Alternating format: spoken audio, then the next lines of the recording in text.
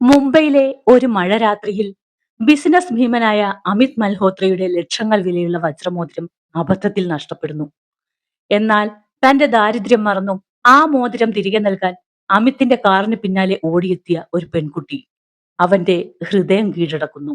തന്റെ ഭൂതകാലത്തെക്കുറിച്ചോ പേരിനെക്കുറിച്ചോ യാതൊരു ഓർമ്മയുമില്ലാതെ ഒരു 5 വയസ്സുകാരിയുടെ നിഷ്കളങ്കതയോടെ ജീവിക്കുന്ന അവളെ അമിത് തന്റെ തണലിലേക്ക് കൂട്ടുന്നു. അവൻ അവൾക്ക് സിതാര എന്ന് പേരിട്ടു. ലോകം അവളെ ഒരു ഭ്രാന്തിയെന്നോ അനാഥയെന്നോ വിളിച്ചപ്പോഴും അമിത് അവളെ തന്റെ പ്രാണനായി കണ്ടു. അവളുടെ നിഴലായി മാറി. തന്റെ ഭൂതകാലം ഒരു കനത്ത മൂടൽമഞ്ഞായി ഉള്ളിൽ ഒളിപ്പിച്ചു വെച്ച സിതാര അമിത്തിന്റെ സ്നേഹത്തിൽ മറ്റൊരു ലോകത്ത് ജീവിക്കുകയായിരുന്നു. പക്ഷേ ആ നിശബ്ദത അധികനാൾ നീണ്ടു നിന്നില്ല. ഒരപ്രതീക്ഷിത നിമിഷം അവളുടെ മറവിക്കുമേൽ ഓർമ്മകളുടെ ഇടിമിന്നലായി മാറുന്നതോടെ സിതാരയുടെ കഥ പുതിയൊരു വഴിത്തിരിവിലേക്ക് കടക്കുന്നു. ഇനി തുടർന്ന് കേൾക്കുക. അവളുടെ തലയിൽ ശക്തമായ ആഘാതം ഉണ്ടായിട്ടുണ്ട്. അതിന്റെ ആഘാതത്തിലായിരിക്കും അവൾക്ക് ഓർമ്മകൾ നഷ്ടപ്പെട്ടത്. ആ ഓർമ്മകൾ വീണ്ടും കിട്ടിയാൽ അവൾ ആരാണെന്ന് നമുക്കറിയാൻ കഴിയും. അമിത്, അവളുടെ ഉപബോധ മനസ്സെ ആ പഴയ ഓർമ്മകളെ പീഡിക്കുന്നുണ്ട്. അവൾ ഓർമ്മകൾ വീണ്ടെടുക്കാൻ ആഗ്രഹിക്കുന്നില്ല. ഇപ്പോൾ നമ്മൾ ഒന്നും ചെയ്യേണ്ട. ഒരു ദിവസം അവൾ അത് സ്വയം തിരിച്ചറിയുന്ന നിമിഷം വരും. ശരി. ഡോക്ടർ വർമ്മ പോയി കഴിഞ്ഞിട്ടും അമിത്തിന്റെ മനസ്സിലെ അസ്വസ്ഥത അടങ്ങിയില്ല. അവൻ മെല്ലെ സിതാരയുടെ മുറിയിലേക്ക് നടന്നു. അവിടെ അവൾ ജനാലയ്ക്കലിരുന്ന് ആകാശത്തെ നക്ഷത്രങ്ങളെ നോക്കി എന്തോ പിറുപിറുക്കുന്നുണ്ടായിരുന്നു. അവളുടെ ആ വെള്ളാരം കണ്ണുകളിലേക്ക് നോക്കി അവൻ പതുക്കെ ചോദിച്ചു, സിതാര, നിനക്ക് സത്യത്തിൽ ഒന്നും ഓർമ്മയില്ലേ? നിന്റെ വീട് എവിടെയാണെന്ന് നിനക്ക് ഓർമ്മയുണ്ടോ? നിന്റെ അച്ഛനും അമ്മയും ആരാണെന്ന് ഓർക്കുന്നുണ്ടോ നീ? ആ ചോദ്യം കേട്ടതും അവളുടെ മുഖത്തെ ആ പ്രസന്നത പതുക്കെ മാഞ്ഞു. അവൾ നെറ്റി ചുളിച്ചു. അവൻ പറഞ്ഞ വാക്കുകൾ അവളുടെ ഉള്ളിലെ ഇരുളടഞ്ഞ ഏതോ ഗുഹയിലേക്ക് പോയി പതിക്കുന്നത് പോലെ അവൾക്ക് തോന്നി. എന്റെ പേര് സിതാര എന്നല്ലേ? അവൾ സംശയത്തോടെ ചോദിച്ചു. അല്ല, അത് ഞാനിട്ട പേരല്ലേ. നിനക്ക് നിന്റെ ശരിക്കുള്ള ആ പേര് ഓർമ്മയുണ്ടോ? ഒന്ന് ആലോചിച്ചു നോക്കിയേ. അമിത് അവളുടെ കൈകളിൽ പിടിച്ചു. സിതാര കണ്ണുകൾ മുറുകെ അടച്ചു. അവൾ തന്റെ ഭൂതകാലത്തിന്റെ താളുകൾ മറിക്കാൻ ശ്രമിച്ചു. പെട്ടെന്ന് അവളുടെ തലയ്ക്കുള്ളിൽ മിന്നൽ പിണരുകൾ പോലെ ചില ദൃശ്യങ്ങൾ കടന്നുപോയി. എനിക്കറിയില്ല അമിത്, തലവേദനിക്കുന്നു. അവളുടെ ശബ്ദം വിറച്ചു. അവൾ ശ്വാസം കിട്ടാതെ പിടയുന്നത് പോലെ അമിത്തിന് തോന്നി. അവൾ തന്റെ തലയിൽ 2 കൈകൾ കൊണ്ടും അമർത്തിപ്പിടിച്ചു. ഓർക്കാൻ നോക്ക് സിതാര, ആ മുഖങ്ങൾ. അവർ നിന്നെ എന്താണ് വിളിച്ചിരുന്നത്? അമിത് അറിയാതെ അവളുടെ മേൽ സമ്മർദ്ദം ചെലുത്തിപ്പോയി. അവൾ നിലവിളിച്ചുകൊണ്ട് തറയിലേക്ക് ഇരുന്നു പോയി. അവളുടെ മുഖം വിളറി വെളുത്തു. ശരീരം ഐസ് പോലെ തണുത്തു. ഓർമ്മകളുടെ ആ ഭാരം താങ്ങാൻ അവളുടെ പിഞ്ചു മനസ്സിന് കഴിയുമായിരുന്നില്ല. അവളുടെ ആ അവസ്ഥ കണ്ട് അമിത് ശരിക്കും ഭയന്നുപോയി. തന്റെ ചോദ്യങ്ങൾ അവളെ എത്രത്തോളം വേദനിപ്പിക്കുന്നുവെന്ന് അവൻ തിരിച്ചറിഞ്ഞു. അവൻ ഉടനെ അവളെ ചേർത്ത് പിടിച്ചു. വേണ്ട സിതാര, നീ ഒന്നും ഓർക്കണ്ട. അവൻ അവളുടെ മുടിയിൽ തലോടി അവളെ ആശ്വസിപ്പിച്ചു. അവളുടെ വിറയൽ മാറുന്നതുവരെ അവൻ അവളെ മാറോട് ചേർത്ത് പിടിച്ചു. ഇനി ഞാൻ ഒന്നും ചോദിക്കില്ല. നിനക്ക് ഒന്നും ഓർമ്മ വരേണ്ട. നീ എന്റെ സിതാരയായി മാത്രം ഇവിടെ നിന്നാൽ മതി. പഴയ കാര്യങ്ങളൊന്നും ഇനി നമുക്ക് വേണ്ട. അവൾ പതുക്കെ അവന്റെ നെഞ്ചിലേക്ക് മുഖം ചായ്ച്ചു. ഒരു വലിയ കൊടുങ്കാറ്റടങ്ങിയതുപോലെ അവൾ ശാന്തയായി. പക്ഷേ അമിത് ആകാശത്തേക്ക് നോക്കി ഉറപ്പിച്ചു. അവൾ ഓർക്കാൻ ഭയപ്പെടുന്നത് എന്താണോ അത് അവളുടെ ജീവന് ഭീഷണിയായ ഒന്നാണ്. അങ്ങനെ ദിവസങ്ങൾ കഴിഞ്ഞു. ഓഫീസിൽ നിന്നെത്തിയ അമിത് സിതാരയെ അന്വേഷിച്ചപ്പോഴാണ് വേലക്കാരികൾ പറയുന്നത് അമ്മായി വന്ന് അവളെ കൂട്ടിക്കൊണ്ടു പോയി എന്ന്. അമിതിനത് വിശ്വസിക്കാനായില്ല. തന്നോട് പറയാതെ അമ്മായി എവിടേക്കാണ് അവളെ കൊണ്ടുപോയത്?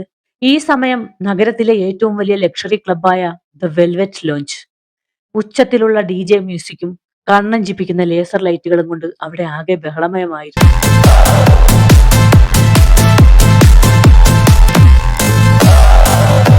നഗരത്തിലെ വലിയ പണക്കാരും ബിസിനസ്സുകാരും ഒത്തുചേർന്ന പാർട്ടിയാണത്. ആ ആൾക്കൂട്ടത്തിനിടയിലേക്ക് അമ്മായി സുഭദ്ര നടന്നു വന്നു. അവരുടെ കയ്യിൽ സിതാരയുടെ കൈ മുറുകെ പിടിച്ചിട്ടുണ്ടായിരുന്നു. പക്ഷേ സിതാരയുടെ കോലം ദയനീയമായിരുന്നു. അവളുടെ ദേഹത്ത് അമ്മായി നിർബന്ധിച്ചണിയിച്ച ശരീരത്തോട് ഒട്ടി നിൽക്കുന്ന ഒരു വെസ്റ്റേൺ ഗൗൺ. അതിനേക്കാൾ കഷ്ടമായിരുന്നു അവളുടെ കാലിലെ ചെരുപ്പുകൾ. ഒട്ടും ശീലമില്ലാത്ത വലിയ കൂർത്ത ഉപ്പൂറ്റിയുള്ള ഹൈ ഹീൽസ്. നടക്കാൻ കഴിയാതെ അവൾ ഓരോ ചുവടും വെക്കാൻ കഷ്ടപ്പെടുകയായിരുന്നു. ആന്റി, എനിക്ക് വയ്യ, കാല് വേദനിക്കുന്നു, അവൾ കരച്ചിലിന്റെ വക്കിലെത്തി പറഞ്ഞു. പക്ഷേ അമ്മായി അത് കേട്ടില്ല. അവർ അവളെയും വലിച്ച് ക്ലബിന്റെ നടുവിലേക്ക് കൊണ്ടുപോയി. അവിടെ കൂടി നിന്നവരുടെ ശ്രദ്ധ കിട്ടാനായി അമ്മായി കൈകൊട്ടി വിളിച്ചു, ഹലോ എവരിവൺ. സംഗീതത്തിന്റെ ശബ്ദം കുറഞ്ഞു. എല്ലാവരും സുഭദ്രയെയും കൂടെ നിൽക്കുന്ന വിറയ്ക്കുന്ന പെൺകുട്ടിയെയും നോക്കി. സുഭദ്ര പുച്ഛം നിറഞ്ഞ ഒരു ചിരിയോടെ പറഞ്ഞു, നിങ്ങളെല്ലാവരും ആകാംക്ഷയോടെ കാത്തിരുന്ന ആളെ ഞാൻ പരിചയപ്പെടുത്താം. നമ്മുടെ ബിസിനസ് ഐക്കൺ അമിത് മൽഹോത്രയുടെ പ്രിയതമ. എല്ലാവരും അത്ഭുതത്തോടെ സിതാരയെ നോക്കി. ആ നോട്ടങ്ങൾ കണ്ട് സിതാര ഭയന്നു. ബാലൻസ് കിട്ടാതെ അവളുടെ ഹൈ ഹീൽസ് തെന്നി. അവൾ മുന്നോട്ട് ആഞ്ഞുപോയി. കഷ്ടിച്ചാണ് വീഴാതെ പിടിച്ചു നിന്നത്. അവളുടെ ആ വെപ്രാളം കണ്ടപ്പോൾ അതൊരു കോമാളിക്കളിയായിട്ടാണ് അവിടെയുള്ളവർക്ക് തോന്നിയത്. കൂടി നിന്നവർക്കിടയിൽ അത് ചിരി ഉയർത്തി. ഇതാണോ അമിതിന്റെ ഭാര്യ? നടക്കാൻ പോലും അറിയില്ലല്ലോ. മൽഹോത്ര ഗ്രൂപ്പിന്റെ സ്റ്റാൻഡേർഡ് പോയല്ലോ. പരിഹാസ ചിരികൾ അലയടിച്ചു. അമ്മായി ആ ചിരി ആസ്വദിക്കുകയായിരുന്നു. അമിതിനെ നാണം കെടുത്തുക എന്ന അവരുടെ ലക്ഷ്യം നടന്നിരിക്കുന്നു. സിതാരയ്ക്ക് ഒന്നും മനസ്സിലായില്ല. എല്ലാവരും തന്നെ നോക്കി ചിരിക്കുന്നത് കണ്ട് താൻ എന്തോ തെറ്റ് ചെയ്തുവെന്ന് അവൾ കരുതി. അവൾ പേടിച്ച് വിറയ്ക്കാൻ തുടങ്ങി. അമിത്, അമിത് എവിടെ? അവൾ ചുറ്റും നോക്കി. അമ്മായി വീണ്ടും അവളെ ആ ആൾക്കൂട്ടത്തിലേക്ക് തള്ളിവിട്ടു. പരിഭ്രമത്തോടെ അവൾ വീണ്ടും അമിതിനെ തിരഞ്ഞു. ആ വെപ്രാളത്തിനിടയിൽ ഹൈഹീൽസ് ചെരുപ്പുകൾ പടിക്കെട്ടുകളിൽ ഉടക്കി അവൾ ബാലൻസ് തെറ്റി താഴേക്ക് വീഴാൻ പോയി. ആ സമയത്താണ് പാർട്ടിയുടെ കവാടം തുറന്ന് രണ്ടുപേർ അകത്തേക്ക് വന്നത്. അവരെ കണ്ടതും സിതാരയുടെ ഉള്ളിൽ ഒരു മിന്നൽ പിണർ പാഞ്ഞു. നിശ്ചലമായ അവളുടെ കണ്ണുകൾക്ക് മുന്നിൽ പഴയൊരു ദൃശ്യം തെളിഞ്ഞു വന്നു. ഇരുട്ടുള്ള ഒരു രാത്രി.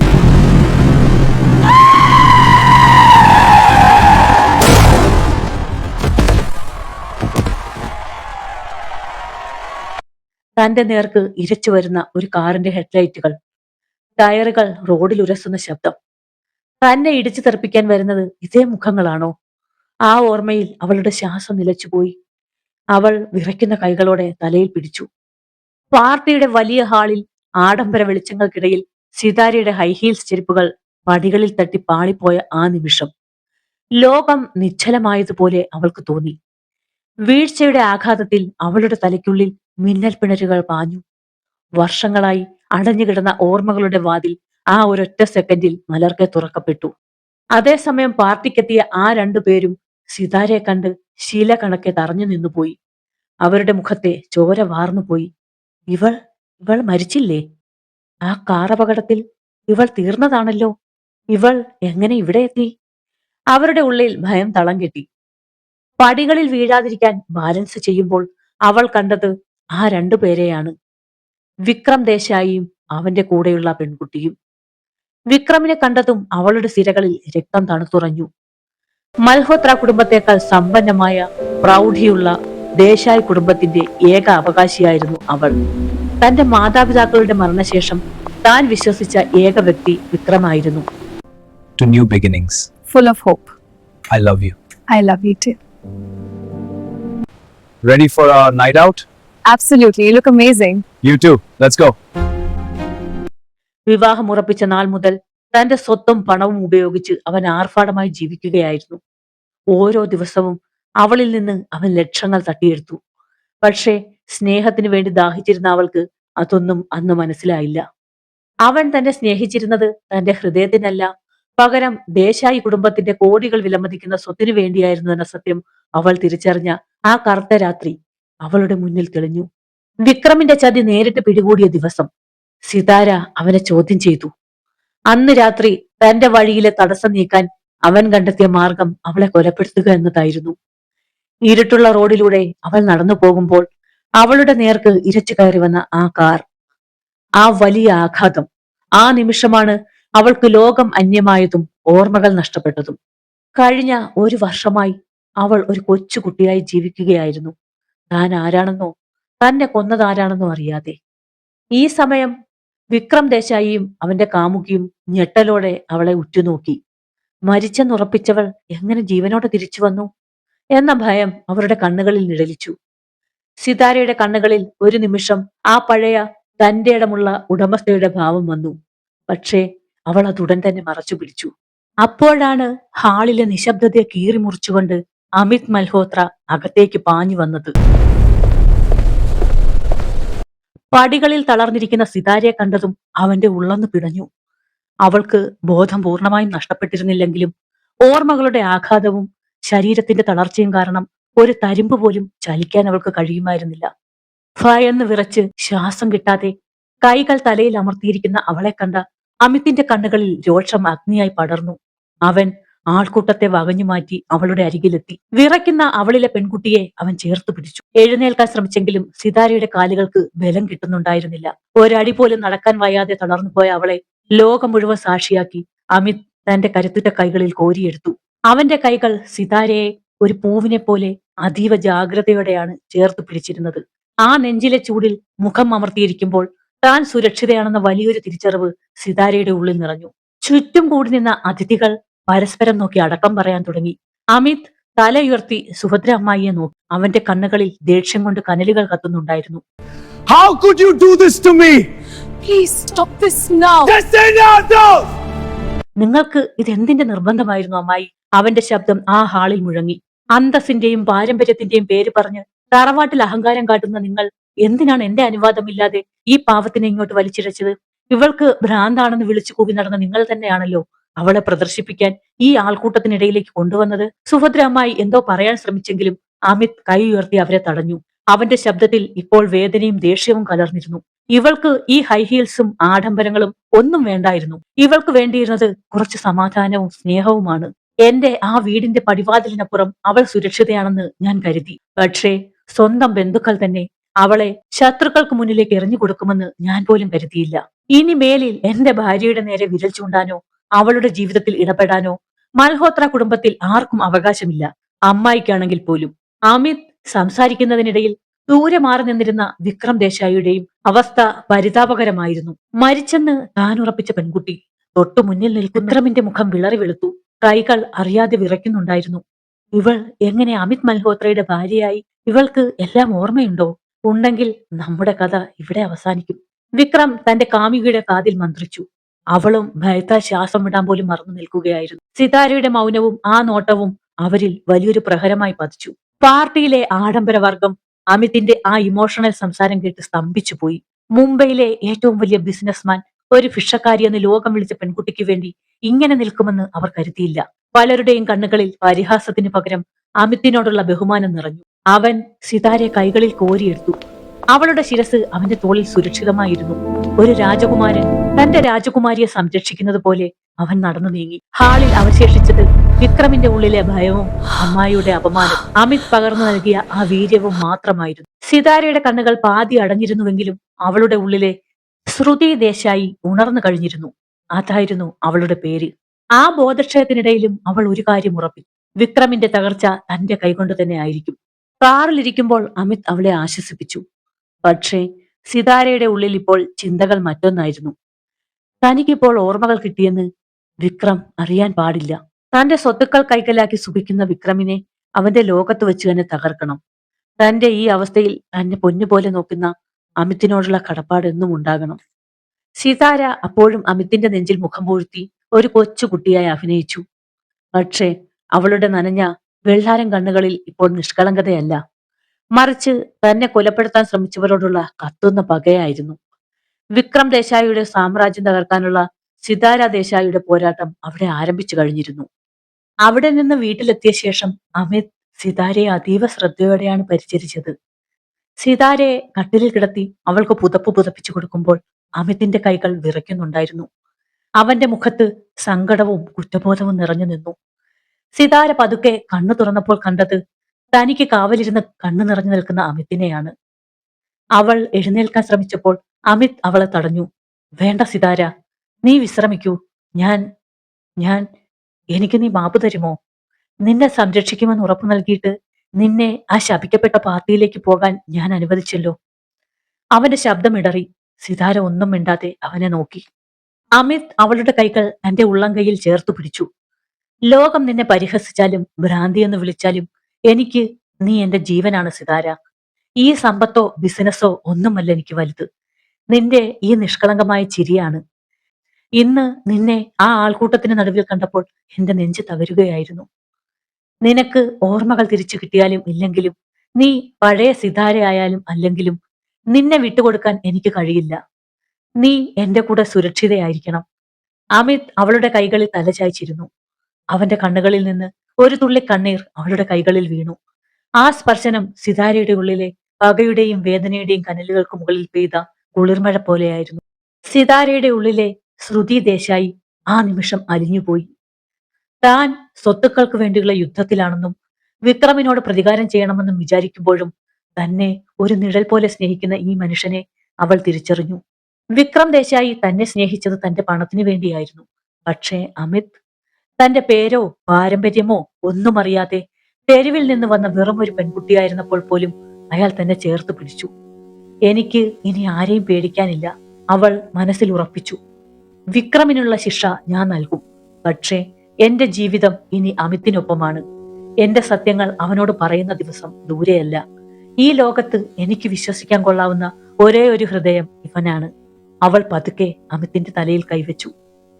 തന്റെ അഭിനയം തുടരുമ്പോഴും അവളുടെ ഉള്ളം സ്നേഹം കൊണ്ട് നിറഞ്ഞിരുന്നു. പ്രതികാരത്തെക്കാൾ വലുത് ഈ മനുഷ്യന്റെ കൂടെയുള്ള ജീവിതമാണെന്ന് അവൾ ആ നിമിഷം ഉറപ്പിച്ചു. അമിത് മുറിയിൽ നിന്നും പോയി കഴിഞ്ഞതിന് ശേഷം സിതാര തന്റെ മുറിയിൽ കയറി വാതിലടച്ചു. അമിത് അവൾക്ക് നൽകിയിരുന്ന ഫോൺ കയ്യിലെടുക്കുമ്പോൾ അവളുടെ വിരലുകൾ വിറയ്ക്കുന്നുണ്ടായിരുന്നു. അവൾ പഴയ ഒരു നമ്പർ ഡയൽ ചെയ്തു. തന്റെ വിശ്വസ്തനായ പേഴ്സണൽ അസിസ്റ്റന്റ് പ്രകാശിന്റെ നമ്പർ. പ്രകാശ്, ഇത് ഞാനാണ്, സിതാര ദേശായി. മറുതലയ്ക്കൽ കേട്ട പ്രകാശിന്റെ ഞെട്ടൽ ഫോണിൽ നിന്നും പുറത്തു വന്നു. താൻ സുരക്ഷിതയാണെന്നും ഇപ്പോൾ മൽഹോത്ര തറവാട്ടിലാണെന്നും പറഞ്ഞ അവൾ ഉടൻ തന്നെ കാണണമെന്നും പ്രകാശിനോട് ആവശ്യപ്പെട്ടു. അങ്ങനെ പിറ്റേന്ന് അമിത് ഓഫീസിൽ പോയ ഉടൻ തന്നെ അവൾ മുറിയിൽ നിന്ന് ആരും കാണാതെ ഇറങ്ങി. പക്ഷേ പുറത്തേക്ക് പോകാൻ തുടങ്ങിയ സിതാരയെ ജോലിക്കാരി തടഞ്ഞു. കുട്ടി എങ്ങോട്ടാണ്? സാർ പറഞ്ഞിട്ടുണ്ട് തനിച്ചു വിടരുതെന്ന്. ആ നിമിഷം സിതാരയ്ക്ക് ദേഷ്യം വന്നുവെങ്കിലും അവൾ തന്റെ കൊച്ചുകുട്ടി വേഷം തുടർന്നു. എനിക്ക് അമിതിനെ കാണണം, എനിക്ക് പുറത്തു പോകണം, അവൾ വാശി പിടിച്ചു. ഒടുവിൽ ജോലിക്കാരി അമിതിനെ വിളിച്ചു. വിവരം അറിഞ്ഞ ഉടനെ അമിത് വീട്ടിലെത്തി. എന്താ സിതാര, നിനക്ക് എങ്ങോട്ടെങ്കിലും പോകണോ? അമിത് സ്നേഹത്തോടെ ചോദിച്ചു. എനിക്ക് പുറത്തു പോകണം അമിത്, എനിക്ക് കറങ്ങാൻ പോകണം, കോഫി ഷോപ്പിൽ പോകാം നമുക്ക്, അവൾ കൊഞ്ചലോടെ പറഞ്ഞു. അമിത് കൂടെ വന്നാൽ പ്രകാശിനെ കാണാൻ കഴിയില്ലല്ലോ എന്ന് അവൾ ഒരു നിമിഷം ആകുലപ്പെട്ടു. എങ്കിലും എന്തെങ്കിലും സാഹചര്യം ഉണ്ടാകുമെന്ന് കരുതി അവൾ അമിതിനൊപ്പം ഇറങ്ങി. നഗരത്തിലെ വലിയൊരു മാളിലേക്കാണ് അമിത് അവളെ കൊണ്ടുപോയത്. കോഫി ഷോപ്പിൽ ഇരിക്കുമ്പോൾ സിതാര പറഞ്ഞു, അമിത്, എനിക്ക് ടോയ്ലറ്റിൽ പോകണം. അമിത് അവളെ വാഷ്റൂമിനടുത്ത് എത്തിച്ചു. അവിടെ മറഞ്ഞു നിന്നിരുന്ന പ്രകാശിനെ അവൾ കണ്ടുമുട്ടി. ആ കുറഞ്ഞ നിമിഷങ്ങൾക്കുള്ളിൽ അവൾ നിർദ്ദേശങ്ങൾ നൽകി. പ്രകാശ്, എന്റെ ബാങ്ക് അക്കൗണ്ടുകളും ബാക്കിയുള്ള സ്വത്തുക്കളും ഉടൻ മരവിപ്പിക്കണം. വിക്രം എന്റെ കാർഡുകൾ വരെ ഉപയോഗപ്പെടുത്തുന്നുണ്ടെന്ന് എനിക്കറിയാം. നിയമപരമായി അവൻ ഇനി 1 രൂപ പോലും കിട്ടരുത്. അവൻ ആഡംബരത്തിൽ കഴിയുന്നത് എന്റെ പണം കൊണ്ടാണ്. അത് ഇന്ന് അവസാനിക്കണം. അതേസമയം പുറത്ത് അമിത് ആകെ പരിഭ്രമിച്ചു നിൽക്കുകയായിരുന്നു. സിതാര പോയിട്ട് കുറെ നേരമായല്ലോ, അവൾക്ക് എന്തെങ്കിലും പറ്റിയോ? അവൻ ഓരോ സെക്കൻഡും വാച്ചിലേക്ക് നോക്കി. അവൻ അകത്തേക്ക് വരാൻ തുടങ്ങിയപ്പോഴേക്കും സിതാര ചിരിച്ചുകൊണ്ട് തിരിച്ചെത്തി. അമിത്, എനിക്ക് കൈ കഴുകാൻ വൈകിപ്പോയി, ബാ നമുക്ക് കോഫി കുടിക്കാം. നിഷ്കളങ്കമായി ചിരിച്ചുകൊണ്ട് അവൾ അമിത്തിന്റെ കൈകളിൽ തൂങ്ങി. അപ്പോഴും അവളുടെ മനസ്സിൽ വിക്രം ദേശായിയുടെ പതനം തുടങ്ങുന്നതിന്റെ ആശ്വാസമായിരുന്നു. തന്റെ പണം കൊണ്ട് വിക്രം നയിക്കുന്ന ആർഭാട ജീവിതത്തിന് സിതാര ദേശായി അന്ത്യമിട്ട് കഴിഞ്ഞിരുന്നു. പെട്ടെന്നാണ് മാളിൽ നിന്ന് ഇറങ്ങാൻ തുടങ്ങുമ്പോഴേക്കും വിക്രം ദേശായി ഒരു വേട്ടക്കാരന്റെ ചിരിയോടെ അവർക്ക് മുന്നിലേക്ക് നടന്നു വന്നത്. അവന്റെ കയ്യിൽ മനോഹരമായ ഒരു വെൽവെറ്റ് ബോക്സും ഉണ്ടായിരുന്നു. അമിതിന് മുന്നിൽ താൻ വലിയൊരു മാന്യനാണെന്ന് കാണിക്കാൻ അവൻ ശ്രമിച്ചു. അമിത്, നിന്റെ ഭാര്യയ്ക്ക് എന്റെ വക ഒരു ചെറിയ സമ്മാനം. മൽഹോത്ര കുടുംബത്തിന്റെ മരുമകൾക്ക് ഇത് അർഹതപ്പെട്ടതാണ് എന്ന് പറഞ്ഞുകൊണ്ട് വിക്രം ആ ബോക്സ് തുറന്നു. അകത്ത് തിളങ്ങുന്ന ആ ഡയമണ്ട് നെക്ലസ് കണ്ടപ്പോൾ സിതാരയുടെ ഉള്ളൊന്നു പിടഞ്ഞു. അവൾക്ക് എല്ലാം ഓർമ്മ വന്നു. തന്റെ 20ാം പിറന്നാളിന് സ്വന്തം ഇഷ്ടപ്രകാരം താൻ ഡിസൈൻ ചെയ്ത് വാങ്ങിയ നെക്ലസ്. അത് തന്റെ പെട്ടിയിൽ നിന്ന് മോഷ്ടിച്ചതാണ് വിക്രം. തന്നെ ഈ ഭ്രാന്തിയുടെ രൂപത്തിലും അവൻ തിരിച്ചറിഞ്ഞിരിക്കുന്നു. ഈ സമ്മാനത്തിലൂടെ അവളെ വീണ്ടും കെണിയിൽപ്പെടുത്താനാണ് അവൻ നോക്കുന്നതെന്ന് സിതാരയ്ക്ക് മനസ്സിലായി. പക്ഷേ പഴയ സിതാരയെ പോലെ കരയാനോ തളരാനോ അവൾ തയ്യാറായിരുന്നില്ല. അവൾ ആ നെക്ലസിലേക്ക് പുച്ഛത്തോടെ നോക്കി. അടുത്ത നിമിഷം എല്ലാവരെയും ഞെട്ടിച്ചുകൊണ്ട് അവൾ ആ ബോക്സ് തന്റെ കൈകൊണ്ട് തട്ടിത്തെറിപ്പിച്ചു. എനിക്ക് വേണ്ട, ഇതൊന്നും എനിക്ക് വേണ്ട, എനിക്കിത് ഇഷ്ടപ്പെട്ടില്ല, ഇതിനൊട്ടും ഭംഗിയില്ല. അവൾ ഒരു വാശി പിടിക്കുന്ന കുട്ടിയെപ്പോലെ ഉറക്കെ വിളിച്ചു പറഞ്ഞു. തറയിൽ വീണ ആ വിലപിടിപ്പുള്ള നെക്ലസിലേക്ക് നോക്കി വിക്രം പകച്ചുപോയി. സിതാര ഉടനെ അമിത്തിന്റെ കയ്യിൽ മുറുകെ പിടിച്ചു. അമിത്, എനിക്കിത് വേണ്ട. അമിത്, എനിക്കിതുപോലെ പുതിയൊരെണ്ണം വാങ്ങി തന്നാൽ മതി. എനിക്ക് അതാണ് ഇഷ്ടം. ഈ ചേട്ടന്റെ കയ്യിലുള്ളത് എനിക്ക് ഇഷ്ടമല്ല. അത് കേട്ടപ്പോൾ അമിത്തിന് സന്തോഷമായി. അവൻ വിക്രമിനെ ഒരു പരിഹാസത്തോടെ നോക്കി. കേട്ടല്ലോ വിക്രം, അവൾക്ക് നിന്റെ സമ്മാനം ഇഷ്ടപ്പെട്ടില്ല. എന്റെ ഭാര്യയ്ക്ക് എന്ത് വേണമെന്ന് എനിക്കറിയാം. അമിത് അവളെ ചേർത്ത് പിടിച്ച് മുന്നോട്ട് നടന്നു. നടന്നു നീങ്ങുമ്പോൾ സിതാര ഒന്ന് തിരിഞ്ഞു നോക്കി. ആ നോട്ടത്തിൽ വിക്രമിനുള്ള മുന്നറിയിപ്പുണ്ടായിരുന്നു. അമിത് സിതാരയും കൂട്ടി പോയതിനു ശേഷവും വിക്രം ആ നെക്ലസ് കിടക്കുന്ന തറയിലേക്ക് നോക്കി അനങ്ങാതെ നിന്നു. ചുറ്റുമുള്ളവരുടെ അടക്കം പറച്ചിലുകൾ അവന് ശ്വാസം മുട്ടിച്ചു. അപമാനം കൊണ്ട് അവന്റെ മുഖം ചുമന്നു. വജ്രമാല കയ്യിലെടുക്കുമ്പോൾ അവന്റെ മനസ്സിൽ പഴയ ചില ദൃശ്യങ്ങൾ മിന്നിമറഞ്ഞു. ആ കണ്ണുകൾ, അത് അവളുടേത് തന്നെയല്ലേ? ഒരു ഭ്രാന്തിയെ പോലെ അവൾ പെരുമാറുമ്പോഴും ആ നെക്ലസ് തട്ടിത്തെറിപ്പിച്ചപ്പോൾ അവളുടെ നോട്ടത്തിൽ കണ്ടത് ശ്രുതി ദേശായിയുടെ അതേ വീര്യമായിരുന്നു. പക്ഷേ അന്നത്തെ ആ അപകടത്തിൽ നിന്നും അവൾ രക്ഷപ്പെടാൻ ഒരു വഴിയുമില്ലായിരുന്നല്ലോ. വിക്രം കാറിലേക്ക് നടക്കുമ്പോഴും അവന്റെ ചിന്തകൾ കാട് കയറുകയായിരുന്നു. അവൻ തന്റെ വിശ്വസ്തനായ സഹായിയെ ഫോണിൽ വിളിച്ചു. എനിക്ക് ഇപ്പോൾ തന്നെ ആ പെൺകുട്ടിയുടെ എല്ലാ വിവരങ്ങളും വേണം. അമിത് മൽഹോത്ര എവിടെ നിന്നാണ് അവളെ കണ്ടെത്തിയത്? അവൾ ശരിക്കും ഭ്രാന്തിയാണോ, അതോ നമ്മളെ പറ്റിക്കാൻ അഭിനയിക്കുകയാണോ? എനിക്ക് എല്ലാം ഉറപ്പുവരുത്തണം. വിക്രമിന് ഒരു കാര്യം തീർച്ചയായിരുന്നു. അവൾ ശ്രുതിയാണെങ്കിൽ അവൾ തിരിച്ചു വന്നത് തന്റെ സർവസ്വവും തകർക്കാനാണ്. അവളെ പോലെയുള്ള മറ്റാരെങ്കിലും ആണോ, അതോ അമിത് എന്നെ തകർക്കാൻ ബോധപൂർവം കൊണ്ടുവന്ന കരുവാണോ അവൾ? എന്തു തന്നെയായാലും അവളുടെ ആ മുഖംമൂടി എനിക്ക് അഴിച്ചേ പറ്റൂ.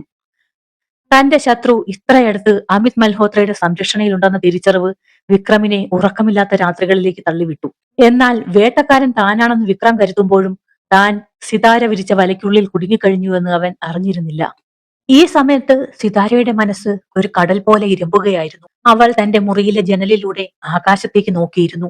പുറത്ത് നിലാവുണ്ടെങ്കിലും അവളുടെ ഉള്ളിൽ പഴയ ഓർമ്മകളുടെ കനലായിരുന്നു. അമ്മായി എല്ലാവരുടെയും മുന്നിൽ വെച്ച് തന്നെ പരിഹസിച്ചപ്പോൾ അമിത് ഓടി വന്ന് തന്നെ ചേർത്ത് പിടിച്ചത് അവൾ ഓർത്തു. ലോകം മുഴുവൻ തന്നെ ഒരു ഭ്രാന്തി എന്ന് വിളിച്ച് മാറ്റി നിർത്തിയപ്പോൾ തന്റെ അന്തസ്സിനു വേണ്ടി എല്ലാവരോടും കലഹിച്ച അമിത്തിന്റെ മുഖം അവളുടെ മനസ്സിൽ തെളിഞ്ഞു വന്നു. അമിത്, വിക്രം എന്നെ കൊല്ലാൻ നോക്കിയവനാണ്. പക്ഷെ നീ എനിക്ക് വേണ്ടി ലോകത്തോട് തന്നെ പോരാടുന്നു. എന്റെ ഈ വേഷം കെട്ടലുകൾക്കിടയിലും നീ എന്നെ ഇത്രയധികം സ്നേഹിക്കുന്നുണ്ടല്ലോ. എന്നെ സംരക്ഷിക്കാൻ നീയുള്ളപ്പോൾ എനിക്ക് ആരെയാണ് ഭയപ്പെടേണ്ടത്? നിന്നെ സ്നേഹിക്കാതിരിക്കാൻ എനിക്കിനി കഴിയില്ല അമിത്. അതേസമയം വീടിന്റെ മറ്റൊരു വശത്ത് ബാൽക്കണിയിൽ അമിത് ഒറ്റയ്ക്ക് നിൽക്കുകയായിരുന്നു. അവന്റെ കയ്യിൽ സിതാരയുടെ ഒരു പാവക്കുട്ടിയും ഉണ്ടായിരുന്നു. സിതാര, നീ ആരാണെന്നോ നിന്റെ ജീവിതത്തിൽ എന്ത് സംഭവിച്ചെന്നോ എനിക്കറിയില്ല. പക്ഷേ ആ പാർട്ടിക്കിടയിൽ നിന്റെ കണ്ണുകളിൽ കണ്ട ആ ഭയം എന്നെ വല്ലാതെ വേദനിപ്പിച്ചു. നിന്നെ ഇനി ഒരാളും പരിഹസിക്കാൻ ഞാൻ അനുവദിക്കില്ല. നീ എന്റെ ജീവിതത്തിലേക്ക് വന്നത് വെറുമൊരു യാദൃച്ഛികമല്ലെന്ന് ഞാൻ വിശ്വസിക്കുന്നു. ഈ ലോകം മുഴുവൻ നിനക്കെതിരെ നിന്നാലും നിന്റെ തണലായി ഞാൻ എന്നും ഉണ്ടാവും.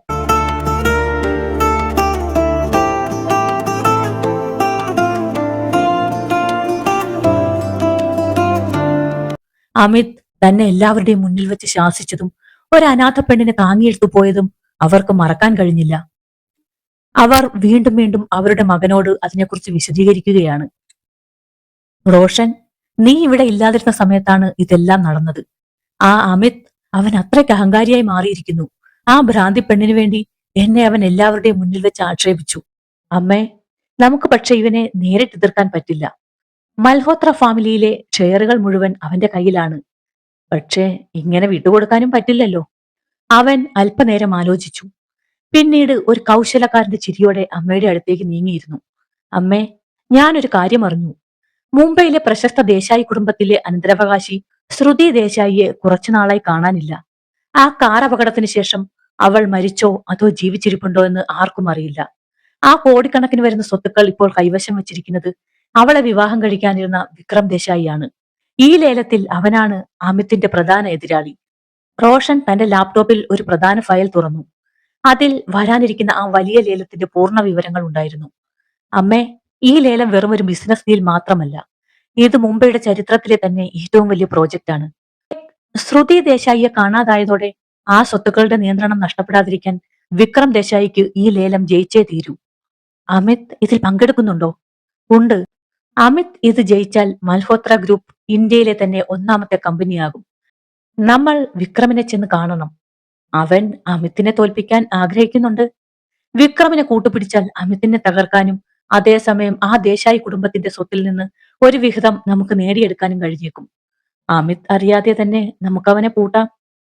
അമ്മയും മകനും ചേർന്ന് അമിതിനെ ചതിക്കാനുള്ള ആ പ്ലാൻ ഉറപ്പിച്ചു.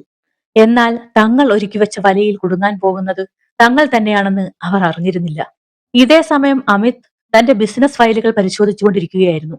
സിതാര അരികിൽ പാവയുമായി കളിച്ചിരിക്കുന്നുണ്ടെങ്കിലും അവളുടെ ശ്രദ്ധ മുഴുവൻ അമിതും അവന്റെ പിയെയും തമ്മിലുള്ള സംഭാഷണത്തിലായിരുന്നു. സാർ, ഇന്നത്തെ ലേലത്തിൽ ഒരു പ്രധാന കാര്യമുണ്ട്. നമ്മുടെ പ്രധാന എതിരാളികൾക്ക് പുറമെ പുതിയൊരു കമ്പനി കൂടി ഇത്തവണ ലേലത്തിൽ പങ്കെടുക്കുന്നുണ്ട്. അത് ദേശായി ഫാമിലിയുടെ ബിസിനസ് ഗ്രൂപ്പാണ്. ആ കുടുംബത്തിലെ പെൺകുട്ടിയെ കുറച്ചു നാളായി കാണാനില്ല. ഇപ്പോൾ അവളുടെ ബോയ്ഫ്രണ്ടായ വിക്രം ദേശായിയാണ് കാര്യങ്ങൾ നോക്കുന്നത്. അവൻ നാളെ ലേലത്തിൽ പങ്കെടുക്കുന്നുണ്ട്. തന്റെ പേരും വിക്രമിന്റെ പേരും വീണ്ടും കേട്ടപ്പോൾ അവൾ അറിയാതെ ഒന്ന് ഞെട്ടി. അവളുടെ കയ്യിലിരുന്ന പാവ താഴെ വീണു. ഇത് കണ്ട അമിത് പരിഭ്രമത്തോടെ ചോദിച്ചു, സിതാര, എന്തു പറ്റി? എന്തിനാ പേടിക്കുന്നത്? അവൾ പെട്ടെന്ന് മുഖം മാറ്റി ചിരിക്കാൻ ശ്രമിച്ചു. അല്ല അമിത്, പാവക്കുട്ടിയുടെ കാലൊടിഞ്ഞു എന്ന് തോന്നി. എനിക്ക് ഉറക്കം വരുന്നു. അവൾ പെട്ടെന്ന് പാവയെയും എടുത്ത് വേഗം മുറിയിൽ നിന്നും പുറത്തേക്ക് പോയി. മുറിയിലെത്തിയ സിതാര വാതിലടച്ചു. അവളുടെ മുഖത്തെ നിഷ്കളങ്കത മാറി. അവൾ ഉടൻ തന്നെ തന്റെ രഹസ്യ സഹായിയായ പ്രകാശനെ വിളിച്ചു. പ്രകാശൻ, നാളെ വിക്രം ദേശായി ലേലത്തിന് വരുന്നുണ്ട്. എന്റെ അച്ഛന്റെ കമ്പനിയുടെ പേരുപയോഗിച്ചാണ് അവൻ അവിടെ വരുന്നത്. അത് സമ്മതിക്കാൻ കഴിയില്ല. നാളെ ആ ലേലത്തിൽ പങ്കെടുക്കാൻ എന്റെ പേര് കൂടി രജിസ്റ്റർ ചെയ്യണം. ശ്രുതി ദേശായി തിരിച്ചു വരുന്നത് ആരും അറിയരുത്. പക്ഷേ ലേലം തുടങ്ങുമ്പോൾ വിക്രം അതറിയും. നാളെ ലേലഹാളിൽ അവനുള്ള തിരിച്ചടി ഞാൻ നൽകും. എല്ലാം റെഡിയാക്കൂ വേഗം. അങ്ങനെ ആ ദിവസം വന്നെത്തി. ലേലഹാളിൽ വിക്രം ദേശായിയും അവന്റെ ഗേൾഫ്രണ്ടും അതീവ ആത്മവിശ്വാസത്തോടെ വന്നിരുന്നു. ഈ പ്രോജക്ട് കിട്ടുമെന്ന ഉറപ്പിലായിരുന്നു അവർ. അപ്പോഴാണ് എല്ലാവരുടെയും ശ്രദ്ധ കവർന്നുകൊണ്ട് ഒരു ആഡംബര കാറിൽ നിന്നും ഒരു പെൺകുട്ടി ഇറങ്ങിയത്. സ്റ്റൈലിഷായ ഒരു ബിസിനസ് സ്യൂട്ടും മാറി മറിഞ്ഞ ഹെയർ സ്റ്റൈലും മുഖം പകുതിയോളം മറയ്ക്കുന്ന കറുത്ത കൂളിംഗ് ഗ്ലാസും ധരിച്ച അവൾ ആരുടെയും ശ്രദ്ധ ആകർഷിക്കുന്ന തരത്തിലായിരുന്നു. പക്ഷേ വിക്രമിനും ഗേൾഫ്രണ്ടിനും അവളെ കണ്ടപ്പോൾ തന്നെ പെട്ടെന്ന് മനസ്സിലായി. ശ്രുതി ദേശായി, അവളല്ലേ അത്? സിതാര അടുത്തെത്തിയപ്പോൾ അവളെ ചൊടിപ്പിക്കുന്നതിനായി വിക്രം ഗേൾഫ്രണ്ടിനോടായി പറഞ്ഞു, നോക്കൂ, അത് അവളല്ലേ, ആ ഭ്രാന്തി പെണ്ണ്, അമിതിന്റെ കൂടെയുള്ള. അവൾ എങ്ങനെ ഇവിടെ വന്നു? അവളിൽ നിന്നും സത്യം പുറത്തു ചാടിക്കാൻ അവർ അവളെ പ്രകോപിപ്പിച്ചുകൊണ്ടിരുന്നു. എന്നാൽ സിതാര അവരെ ഗൗനിക്കാതെ മുന്നോട്ട് നടന്നു. ആ സമയത്താണ് അമ്മായിയുടെ മകനായ റോഷൻ അവിടേക്ക് വരുന്നത്. സിതാരയെ ഈ ഗെറ്റപ്പിൽ കണ്ടപ്പോൾ അവളേതോ വലിയ കോടീശ്വരന്റെ മകളാണെന്ന് അവൻ വിചാരിച്ചു. അവളെ ഒന്ന് വശത്താക്കിയാൽ തന്റെ സാമ്പത്തിക പ്രശ്നങ്ങൾ തീരുമെന്ന് കരുതി അവൻ സിതാരയുടെ അടുത്തെത്തി. ഇത്രയും സുന്ദരിയായ ഒരാളെ ഈ ലേലഹാളിൽ ഞാൻ ആദ്യമായാണ് കാണുന്നത്. നമുക്കൊന്ന് പരിചയപ്പെട്ടാലോ? അവന്റെ സംസാരവും നോട്ടവും കണ്ടപ്പോൾ സിതാരയ്ക്ക് കടുത്ത ദേഷ്യം വന്നു. അവൾ ഒന്നും മിണ്ടിയില്ല. പകരം കയ്യിലിരുന്ന ഓറഞ്ച് ജ്യൂസ് എടുത്ത് അവന്റെ മുഖത്തേക്ക് ഒഴിച്ചു. എല്ലാവരുടെയും മുന്നിൽ വെച്ച് നാണം കെട്ട അവൻ പകച്ചു നിന്നുപോയി. ഇത് കണ്ട വിക്രമിന്റെ ഗേൾഫ്രണ്ട് സിതാരയെ ഇൻസൾട്ട് ചെയ്യാൻ തുടങ്ങി. നീ ഏത് കുടുംബത്തിൽ നിന്നാ വരുന്നത്? നിന്റെ ഐഡന്റിറ്റി എന്താ? ഒരു മാന്യതയും ഇല്ലാതെയാണോ നീ ഇവിടെ നിൽക്കുന്നത്? സിതാര ശാന്തമായി പറഞ്ഞു, ഞാൻ സിംഗാനിയ കുടുംബത്തിലെ അംഗമാണ്. തന്റെ അമ്മയുടെ കുടുംബപ്പേര് അവൾ തന്ത്രപരമായി ഉപയോഗിച്ചു.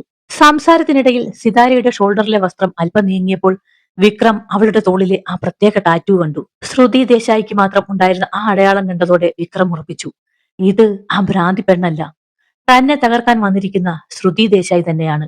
വിക്രം മനസ്സിൽ പറഞ്ഞു, നീ വലിയൊരു നാടകം കളിക്കുകയാണല്ലേ ശ്രുതി. നിന്റെ ഈ മുഖംമൂടി ഇന്ന് ഞാൻ എല്ലാവരുടെയും മുന്നിൽ വെച്ചഴിക്കും. ഈ സമയത്ത് അമിത് അവളെ ശ്രദ്ധിച്ചുകൊണ്ട് കുറച്ചു ദൂരെയായി നിൽക്കുന്നുണ്ടായിരുന്നു. ആദ്യ കാഴ്ചയിൽ അവൻ അവളെ മനസ്സിലായില്ലെങ്കിലും സംസാരിക്കുമ്പോൾ അവൾ കാണിച്ച ചില ആക്ഷനുകൾ, അവൾ തലമുടി ഒതുക്കുന്ന രീതിയും കൈകൾ ചലിപ്പിക്കുന്നതുമൊക്കെ സിതാരയുടേതിന് സമാനമാണെന്ന് അവന് തോന്നി. സംശയം തോന്നിയ അമിത് ഉടൻ തന്നെ വീട്ടിലേക്ക് വിളിച്ചന്വേഷിച്ചു. സിതാര മുറിയിലില്ലെന്നും പുറത്തേക്ക് പോയെന്നും ജോലിക്കാർ പറഞ്ഞറിഞ്ഞതോടെ അമിത് അവളുടെ ഫോണിന്റെ ലൊക്കേഷൻ ട്രാക്ക് ചെയ്തു. ഡയറക്ഷൻ കാണിക്കുന്നത് താൻ നിൽക്കുന്ന ഇതേ ലേലഹാളിനുള്ളിൽ തന്നെ. അവൻ ഞെട്ടിപ്പോയി.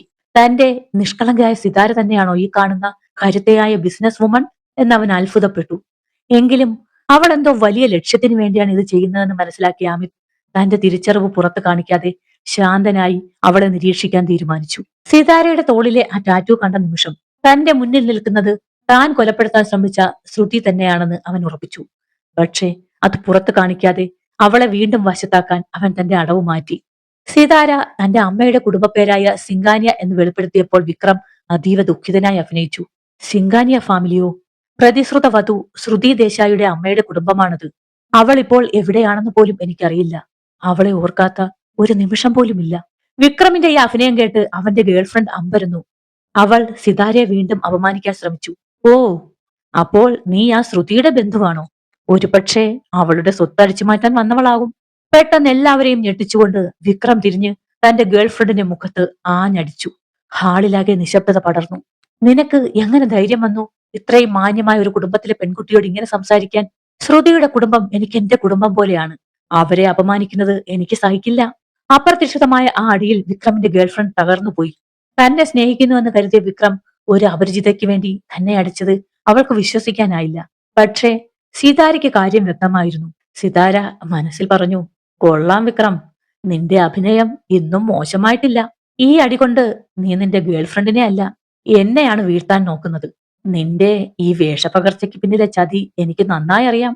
നീ എന്നെ വീണ്ടും വലയിലാക്കാൻ നോക്കുകയാണല്ലേ? സിംഗാനിയ കുടുംബത്തിലെ ഒരാളോട് നീ കാണിച്ച ഈ മര്യാദകേടിന് മാപ്പല്ലാതെ മറ്റൊരു പ്രതിവിധിയില്ല. വേഗം അവളോട് മാപ്പ് ചോദിക്ക്. വിക്രം ഉടൻ തന്നെ തന്റെ ഗേൾഫ്രണ്ടിനെ സിതാരയുടെ അടുത്തേക്ക് പിടിച്ചു തള്ളി. മറ്റൊരു വഴിയുമില്ലാതെ അപമാനം സഹിച്ചുകൊണ്ട് വിക്രമിന്റെ ഗേൾഫ്രണ്ട് സിതാരയുടെ മുന്നിൽ തലകുനിച്ച് മാപ്പ് പറഞ്ഞു. പക്ഷേ ഇത്തവണ വേട്ടക്കാരൻ ഞാനാണ്. വിക്രം ഒരു മാന്യനെ പോലെ സിതാരയെ നോക്കി പുഞ്ചിരിച്ചു. എന്നാൽ ആ പുഞ്ചിരിക്ക് പിന്നിൽ തന്നെ ഇല്ലാതാക്കാനുള്ള അടുത്ത കെണിയാണെന്ന് സിതാര തിരിച്ചറിഞ്ഞു കഴിഞ്ഞിരുന്നു. അതേസമയം ഈ സംഭവങ്ങൾക്കെല്ലാം സാക്ഷിയായി അമിത് അവിടെ നിൽപ്പുണ്ടായിരുന്നു. അങ്ങനെ ലേലം ആരംഭിച്ചു. ലേലം മുറുകുകയാണ്.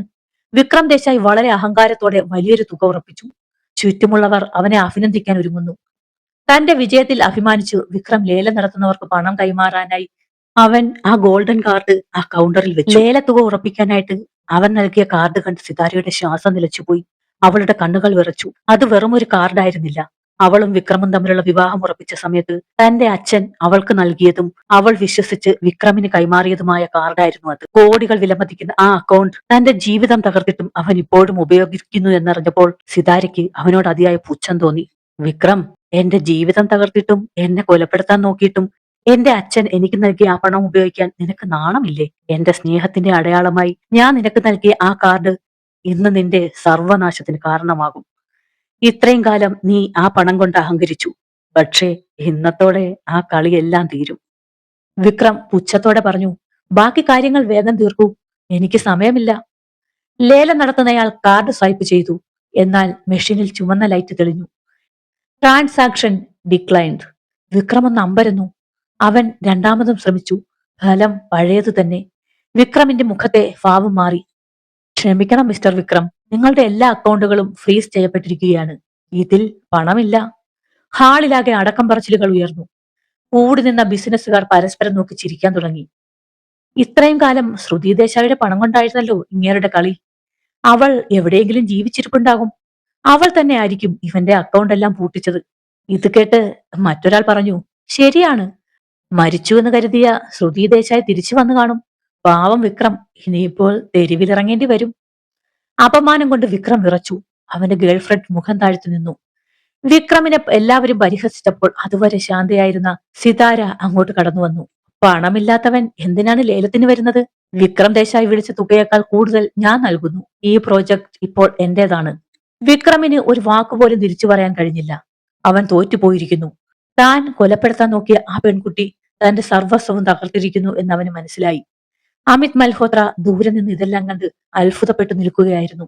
ലേലം കഴിഞ്ഞ് സിതാര വേഗത്തിൽ ഹാളിൽ നിന്നും പുറത്തിറങ്ങി. തന്റെ കാർ പാർക്കിങ്ങിൽ കാത്തു നിൽക്കുന്ന പേഴ്സണൽ അസിസ്റ്റന്റിന്റെ അടുത്തേക്ക് അവൾ ചെന്നു. താൻ വിജയിച്ചതിന്റെ ആത്മവിശ്വാസം അവളുടെ മുഖത്തുണ്ടായിരുന്നു. പക്ഷേ തൊട്ടു പിന്നാലെ അമിതിന്റെ കാർ തന്നെ പിന്തുടരുന്നുണ്ടെന്ന് അവൾ അറിഞ്ഞിരുന്നില്ല. അമിത് തന്റെ കാറിലിരുന്ന് അവളെ ഉറ്റുനോക്കി. കൂളിംഗ് ഗ്ലാസ് മാറ്റി അവൾ കാറിനുള്ളിലിരുന്ന് ആരോട് ഗൗരവമായി സംസാരിക്കുന്നത് അവൻ കണ്ടു. ആ ഭാവം, ആ തന്റെ ഇടം, അത് താൻ വീട്ടിൽ കാണുന്ന നിഷ്കളങ്കയായ സിതാരയല്ല. അവൾ തന്റെ ജീവിതത്തിലെ ഏറ്റവും വലിയൊരു നാടകം കളിക്കുകയാണെന്ന് അമിത് ഉറപ്പിച്ചു. പക്ഷേ എന്തിനു വേണ്ടി? അവൻ സ്വയം ചോദിച്ചു. അവൾക്ക് എന്നെ വിശ്വസിക്കാമായിരുന്നു. പക്ഷേ അവൾക്ക് അവളുടേതായ കാരണങ്ങൾ ഉണ്ടാകാം. അവളെ പ്രതിസന്ധിയിലാക്കാൻ അവൻ ആഗ്രഹിച്ചില്ല. അമിത് എത്തുന്നതിന് മിനിറ്റുകൾക്ക് മുൻപ് സിതാര വീട്ടിലെത്തി. വേഷം മാറി. അമിത് മുറിയിലേക്ക് വരുമ്പോൾ അവൾ തറയിലിരുന്ന് പാവക്കുട്ടികളോട് സംസാരിക്കുകയായിരുന്നു. അമിത് വന്നോ? നോക്കിയേ, എന്റെ പാവക്കുട്ടിക്ക് വിശക്കുന്നു. അമിത് വാതിൽക്ക് തറഞ്ഞു നിന്നു. 1 മിനിറ്റിന് മുൻപ് കോടികളുടെ ലേലം പിടിച്ച ആ പെൺകുട്ടിയാണ് ഇപ്പോൾ ഈ പാവകളോട് കളിക്കുന്നത് എന്ന് വിശ്വസിക്കാൻ അവന് പ്രയാസം തോന്നി. അവൻ അവളുടെ അടുത്തേക്ക് ചെന്നു. സിതാര, നീ ഇന്ന് എവിടെയെങ്കിലും പോയിരുന്നോ? അവൻ സൂക്ഷ്മമായി അവളുടെ കണ്ണുകളിലേക്ക് നോക്കി ചോദിച്ചു. സിതാരയുടെ ഉള്ളൊന്ന് പിടഞ്ഞു. അവൾ നിഷ്കളങ്കമായി ചിരിച്ചു. ഇല്ലല്ലോ, ഞാനിവിടെ പാവക്കുട്ടികളോടൊപ്പം കളിക്കുകയായിരുന്നു. അമിത് എന്താ അങ്ങനെ ചോദിക്കുന്നത്? അമിത് ഒന്നും പറഞ്ഞില്ല. അവൻ അവളുടെ തലയിൽ തലോടി. സാരമില്ല, നീ നിന്റെ കളി തുടർന്നോ. അവൻ പുറത്തേക്ക് നടക്കുമ്പോൾ അവളുടെ ഫോൺ ബെഡിലിരിക്കുന്നത് കണ്ടു. ലൊക്കേഷൻ ട്രാക്ക് ചെയ്തത് ശരിയാണെന്ന് അവൻ ഒരിക്കൽ കൂടി ബോധ്യപ്പെട്ടു. ഇതേ സമയം വിക്രം അമ്മായിയും റോഷനുമായി ചേർന്ന് പുതിയ കരുക്കൾ നീക്കാൻ തുടങ്ങിയിരുന്നു. ഈ യുദ്ധത്തിൽ ആര് ജയിക്കുമെന്നാണ് നിങ്ങൾക്ക് തോന്നുന്നത്? നിങ്ങളുടെ വിലയേറിയ അഭിപ്രായങ്ങൾ കമന്റായി രേഖപ്പെടുത്തുക. ഈ കഥയുടെ തുടർഭാഗത്തിനായി എല്ലാവരും സബ്സ്ക്രൈബ് ചെയ്ത് അടുത്ത വീഡിയോയ്ക്ക് വേണ്ടി കാത്തിരിക്കുക. വീഡിയോ ഇഷ്ടപ്പെട്ടെങ്കിൽ ലൈക്ക്, ഷെയർ ആൻഡ് സബ്സ്ക്രൈബ് ചെയ്ത് സപ്പോർട്ട് ചെയ്യണേ. മിസ്സാകാതിരിക്കാൻ ആ ബെൽ ബട്ടൺ കൂടി അമർത്തുക. നിങ്ങളുടെ വിലയേറിയ അഭിപ്രായങ്ങൾ കമന്റായി രേഖപ്പെടുത്തുകയും വേണം. Thank you for watching.